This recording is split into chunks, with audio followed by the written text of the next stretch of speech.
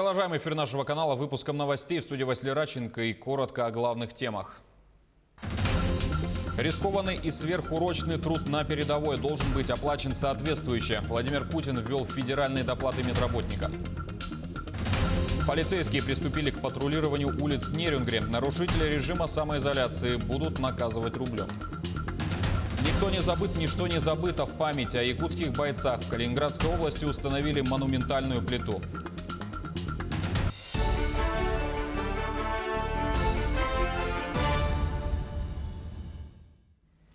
Президент России в рамках совещания с главами регионов предложил новые меры по борьбе с коронавирусом. Также Путин обратился к россиянам и призвал их непременно выдержать режим самоизоляции, чтобы наступил перелом в борьбе с коронавирусом.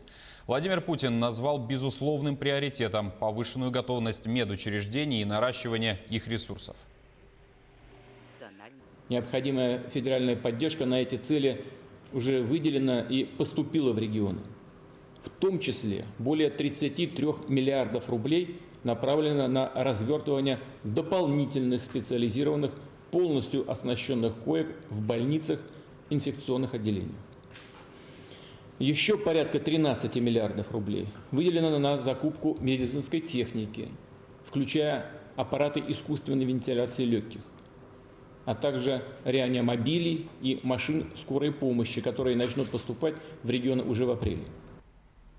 Президент поручил Кабмину и Центральному банку подготовить программу дополнительной поддержки бизнеса, которая позволит компаниям сохранять занятость и доходы сотрудников. Путин отметил, что государство будет в первую очередь помогать тем компаниям, которые сохраняют занятость.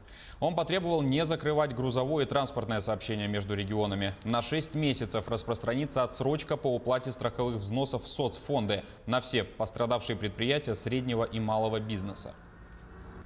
Поручаю правительству с участием Центрального банка в 5-дневный срок подготовить программу дополнительной поддержки бизнеса. Она должна позволить компаниям максимально сохранять занятость, доходы сотрудников. Понимаю, что предпринимателям приходится непросто. Но вы видите, уважаемые друзья, что так происходит везде, практически во всем мире. Падает спрос, сокращаются заказы. Многим компаниям не просто приходится, особенно в сфере услуг. Многие закрыты. Это серьезное испытание для каждого предпринимателя, его деловой репутации. Уверен, что бизнес, думая о будущем, приложит все силы, чтобы сохранить свои коллективы и свои команды. И именно такой ответственный, зрелый подход мы будем поддерживать. Как сообщил глава Якутии Айсен Николаев в прямом эфире канала «Россия-24», в регионе развернуто необходимое количество коечных мест и принимаются все меры для борьбы с новой коронавирусной инфекцией. Напомним, в Якутии уже развернуты 485 коек для этих целей, а также 170 коек с обеспечением аппаратами искусственной вентиляции легких. Свой неоценимый вклад вносят и крупные региональные компании, выделяющие собственные средства на закупку необходимого оборудования. Медперсонал готов к работе. Он уже сегодня борется с инфекцией, оказывая лечение зараженным и изолируя их.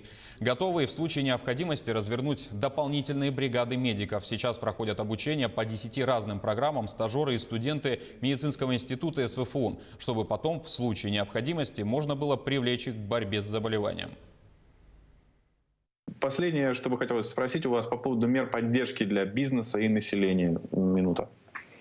Это очень важная тема. Мы в республике уже два таких серьезных документа приняли по поддержке малого бизнеса и по поддержке в целом отраслей экономики. Наша главная задача, чтобы сохранить занятость, чтобы как можно меньше людей осталось без работы, но и доходы людей, качество жизни людей не падало. У нас есть меры и по малому бизнесу очень существенные, порядка миллиарда рублей уже принято так. И сейчас мы занимаемся уже нашими системообразующими предприятиями, потому что, конечно же, например, наша авиационная компании серьезно пострадали. Сегодня мы видим достаточно серьезный кризис и в алмазной промышленности. Есть проблемы и у других инфраструктурных компаний. Уверен, что при той поддержке, которую сейчас оказывает нам федеральное правительство, благодаря решениям президента страны, мы с задачей справимся. Также глава Якутии сегодня в ходе брифинга по эпидобстановке в регионе поделился своим мнением о выступлении Владимира Путина. Очень серьезная, существенная помощь регионам, ну и президент уже потом отдельно в ходе видеоконференции с главами регионов отдельно попросил, чтобы региональные выплаты обязательно были сохранены. Мы это, безусловно, поддерживаем. И поэтому у нас сейчас медики, которые, еще раз говорю, заняты непосредственно на борьбе с коронавирусной инфекцией, будут получать выплаты и федеральные, и выплаты региональные. Эпидобстановка в регионе остается без изменений. Зарегистрировано 16 человек с коронавирусной инфекцией, 8 выздоровели и 8 продолжают лечение. Часть из них уже на этой неделе готовится к выписке. Об этом глава Якутии также сообщил сегодня в ходе ежедневного брифинга по эпидобстановке. За вчерашний день увеличили количество анализов до 646, все отрицательные. Результаты самоизоляции подведут завтра на заседании оперативного штаба. Также Айсен Николаев напомнил о том, что режим самоизоляции на 4 территориях региона теперь носит обязательный характер. Как вы знаете, я вчера по согласованию с федеральными органами власти изменил указ. Он уже из рекомендательного стал обязательным для самоизоляции. Много вопросов о каких-то там спецпропусках на транспорт и так далее. Так мы пока не видим необходимости введения спецпропусков. Но еще раз говорю, что те категории лиц, которые в обязательном порядке должны быть самоизолированы, это в первую очередь касается лиц старше 65 лет, лиц с хроническими заболеваниями, также лиц, прибывших из-за границы в республику и прибывших уже из других регионов нашей страны. Эти мероприятия должны быть неукоснительно соблюдены. И более того, сегодня и правоохранительные органы, и органы административного надзора уже следят за исполнением именно этими категориями людей. Так и вот как раз те штрафы, о которых много говорится, в первую очередь могут быть применены к нарушителям именно из этих дисциплин, вот именно этих категорий населения. Состояние пациентов с коронавирусной инфекцией стабильное. Главврач Якутской клинической больницы дал комментарий нашему телеканалу. Давайте послушаем. На 9 апреля 2020 года в инфекционном отделении Якутской республиканской клинической больницы находится 8 пациентов. Состояние наших пациентов без отрицательной динамики, все продолжают получать лечение. Еще раз напомню, что режим самоизоляции был введен на 4 территориях. Это Якутск, Жатай, Мирнинский и Нерюнгринский районы. И накануне в столице Южной Якутии сотрудники полиции усилили патрулирование. Поднят весь личный состав ОМВД по Нерюнгринскому району. Лиц, не соблюдающих режим самоизоляции, привлекут к административной ответственности и накажут рублем.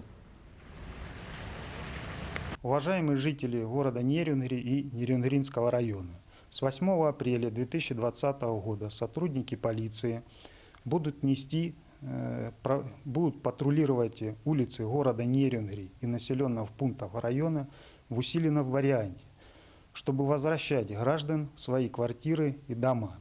Эти мероприятия проводятся с целью выполнения указа главы республики, чтобы люди не стали носителями инфекции и не допустили ее распространения в нашем районе. Проявите гражданскую ответственность, оставайтесь дома, берегите себя и своих близких. О том, как провести самоизоляцию с пользой, позаботились не только видеоплатформы и фитнес-приложения. Республиканский архив совместно с Национальной библиотекой предлагает каждому пролить свет на историю своей семьи. О том, как это работает, материал нашего корреспондента Саргаланы Неустроевой. Не так давно Национальный архив республики начал оцифровывать свои данные. Это значительно облегчило доступ к документам былых времен людям, заинтересованным не только. Сейчас же все материалы также разместили на сайте Национальной библиотеки. Если рассказать о сегментах и тематических подборках электронной библиотеки Национальной библиотеки, то наиболее популярной тематической подборкой в эти дни является подборка «Семьи Якутии. Память рода». И все эти данные сейчас находятся в свободном доступе в нашей электронной библиотеке. И читатели, если, допустим, захотят узнать что-то многое о своих предках, могут свободно зайти и пользоваться этими данными. Для удобства каждого из пользователей материалы на сайте расположили по названиям улусов и наследников. В подборку вошли документы всех районов республики. Проект очень значимый для чего? Для того, чтобы посмотреть состояние наследников в 20-е годы, в тот период, когда только-только наследника начинает становиться И тот привычный облик деревень, который мы наблюдаем сейчас, он в 20-е годы только начал формироваться. И самое отрадное то, что можно, не отходя от дома, сидя в кабинете, сидя там на кухне, например, да, через ноутбук посмотреть историю своей семьи. В подлинности найденной информации можно не сомневаться. По ним возможно узнать поименный состав семьи, количество десятин и даже скота. В коллекцию включены поселенные книги и посемейные списки с 1926 по 1928 годы. Как и у многих семей Якутии, у нас были вопросы относительно состава семьи наших предков, о полных именах некоторых его членов и о годах рождения. И благодаря этим поселенным книгам, к счастью, удалось восстановить часть этой информации. Точные данные о том, как их полностью звали, в каком году они родились, помогли мне углубиться в историю семьи вплоть до середины XIX века.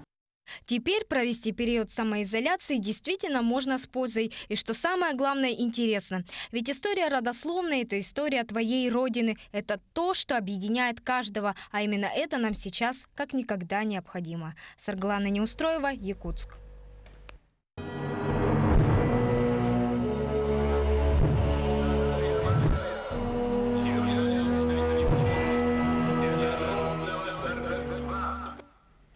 В память о якутских бойцах в поселке Корнево Калининградской области установили памятную плиту. В годы войны там шла восточно-прусская операция.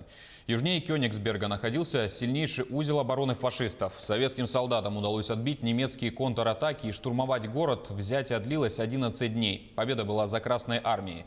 Но потери оказались колоссальные. По данным военных материалов, на братских могилах Калининградской области покоятся 15 якутских бойцов. Здесь похоронен якутский солдат, высечено на гранитном камне. Увековечение их подвига прошло при поддержке постоянного представительства Якутии при президенте России. Торжественное открытие памятника, приуроченное к 75-летию Победы, перенесено в связи с эпидемиологической ситуацией. Это единственный, наверное, памятник воинам из Якутии, якутянам, да, якутам, который располагается на территории Восточной Европы. На сегодняшний день из-за пандемии коронавируса пришлось отменить. Там аж 60 человек хотели приехать, целая делегация из Верхоянского района, с Москвы планировали прилететь, с Питера планировали прилететь, да, приехать на эти мероприятия. Но в связи с коронавирусом пока перенесли. Я не думаю, что этот коронавирус будет вечен. В соответствии с планом мероприятий мы этот монумент установили, поставили на постамент. Это были все новости к этому часу. Оставайтесь на нашем канале.